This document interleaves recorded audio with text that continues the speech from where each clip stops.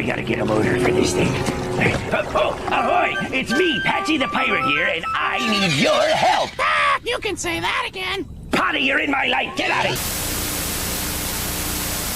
SpongeBob SquarePants, a wonderful cartoon. Big Time Rush, a weird sitcom about a boy band with Gustavo and not Gustavo. You would think because of how different these shows are that a crossover between them wouldn't happen. But for some reason, the people at Nickelodeon either got really drunk or really high because they managed to find a way to cross over their big cash cow with this boy band show that also made them a lot of money. But there was one problem. SpongeBob is a cartoon cheese block with catchy songs.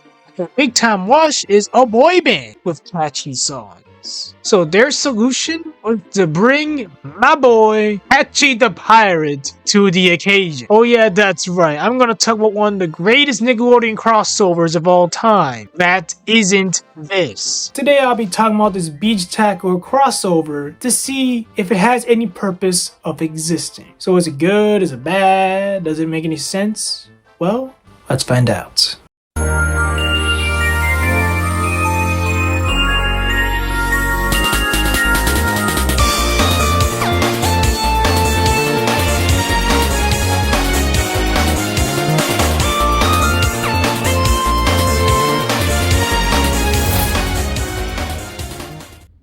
Before I talk about this episode, first I'll talk about the show itself because I think half of you are 12 and probably weren't even born when this show came out. Big Time Rush was a live-action cartoon sitcom created by Scott Fellows, also known for creating Johnny Test and Ned's Declassified School Survival Guide, as well as his work on the show Fairly Odd Parents and the first Very Odd Parents movie. The show follows four best friends from Minnesota: Kendall, James, Carlos, and Logan, starting a boy band after James wants to audition to become a famous pop singer. After making a deal with Gustavo Rock, a famous record producer, they move to Los Angeles and they become a famous boy band like the Jonas Brothers, while also doing random wacky shit in the Palm Woods because this show was created by the same guy who created Johnny Test. The show lasted for 4 seasons, like most live-action shows made by Disney or Nickelodeon, and the show was either fun to watch or just a headache to watch, depending on who you are. The show's comedy is similar to Ned's Declassified, with it being cartoony and a bit overdramatic at times. Fortunately, this show doesn't have a laugh track, making the show easier to watch than other shows like whatever the hell this is supposed to be. This show also has some interesting guest stars like Phil Lamar, Snoop Dogg, Fabio, Russell Brand, Alexa Penavega from Spy Kids and the Casa Grandes, Ned/Lucas, that YouTuber that just now exists, Tara Strong, Butch Hartman, the scam artist copycat, and Amanda Cosgrove from Mission Unstoppable, and everyone's favorite Nickelodeon sitcom iCarly. And that's just half of them. The Fabio appearances didn't surprise me at all because he was also in Ned's Survival Guide and on Sleep Up on Deck. And just in case you're like me and don't know why this guy is famous, it's because he is a romantic novel cover model. Why is Sleep Life on Deck the only show I watched that referenced this? The episode where this crossover happened was Season 2 episodes 12 and 13, Big Time Beach Party. Oh yeah, didn't I forget to mention that every episode of the show has the words Big Time in it, which is corny as hell. In this Double Wave episode, BTR and their friends go to Griffin, her label CEO's Malibu Beach House to throw a beach house party. Gustavo doesn't want them to go because every single time one of his artists go to Malibu, they don't want to leave. And that's it for Gustavo. He just spends the entire episode with Kelly trying to ruin the dog's fun. Other than that, he doesn't really do much. Also, Kendall's little sister, Katie, played by Clarissa Bravo, tries to become Russell Brand's manager. Wow, that's 2 for 1. I forgot he was in this episode. Plus, James falls in love with a girl who he thinks is a mermaid, and that's all I gotta say about James. And now to talk about the main plot. The main plot of this episode is that Kendall, the leader of the band, is stalked by a crazed fan named Sandy, who thinks that Kendall is her boyfriend.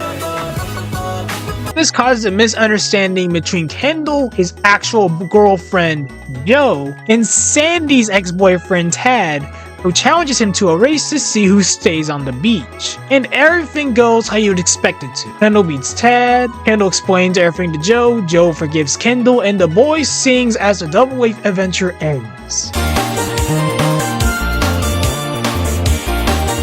Yeah, a lot happens here, but those are just the main parts that don't matter because they don't have my boy Patchy. I can't be too picky about these types of shows because it's either gonna be decent or dog shit when it comes to these types of sitcoms. If Nickelodeon doesn't give a shit about Spongy Boy or the Rugrats, why in the hell would they give a shit about Danger Force? The Patchy subplot was the only party episode that I liked other than the Russell Brand one. The reason why this episode has so much shit happening in it is because it's parodying old 60s beach movies. Yep, that's literally the reason. Now in the Logan and Carlos party episode, aka the only important part, Logan is looking for treasure on the beach with Carlos because Carlos wants some bitches. Then they bump into Patchy and Patchy tells them that he's looking for his family's lost treasure because whenever he's not hosting SpongeBob specials or watching SpongeBob, he's just looking for treasure. Logan and Carlos help Patchy because it's not every day you would meet a pirate on a beach looking for treasure. Plus, who wouldn't want to say no to a treasure hunt with Patchy the pirate? Well, I guess Will Ferrell probably, but other than him, who? Then the map leads them to Griffin's underground China storage room. The group try to use a jackhammer to drill through the floor to get the treasure, but this causes them to break all of Griffin's expensive china. They find the treasure and they bust it open with a cannonball that Patchy found. And the cannonball destroys Griffin's sports car. Jesus Christ, Patchy, what the fuck? Then Griffin shows up and he takes the treasure for himself to pay off the damages that Logan, Carlos, and Patchy has caused, ending that party episode. Other than the ending, I really like this party episode. This crossover is probably the best crossover that the SpongeBob franchise has ever had outside of the video games.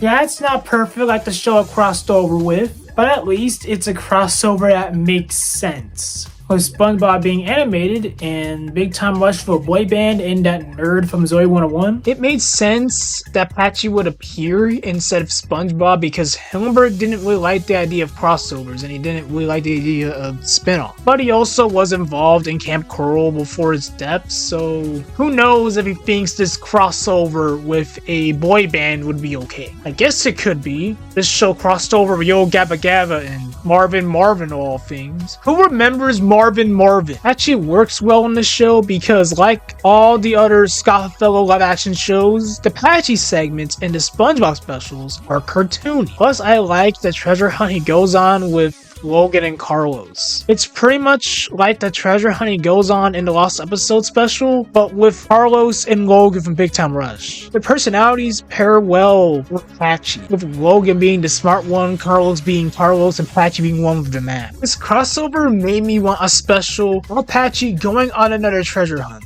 And Griffin taking the treasure from the boys and Patchy just makes me mad. Yeah, sure, they did break Griffin's expensive vases and his car, but Griffin is a rich CEO. If he wanted to, he could buy Disney and make an Iron Man movie with Muppets or something. Plus, it's Patchy's family treasure. Griffin, you sexy son of a bitch. For a two-parter as a whole, it's not bad, but it isn't really canon to the SpongeBob lore because how could these two things coexist in the same universe? Can you those guys on stage now?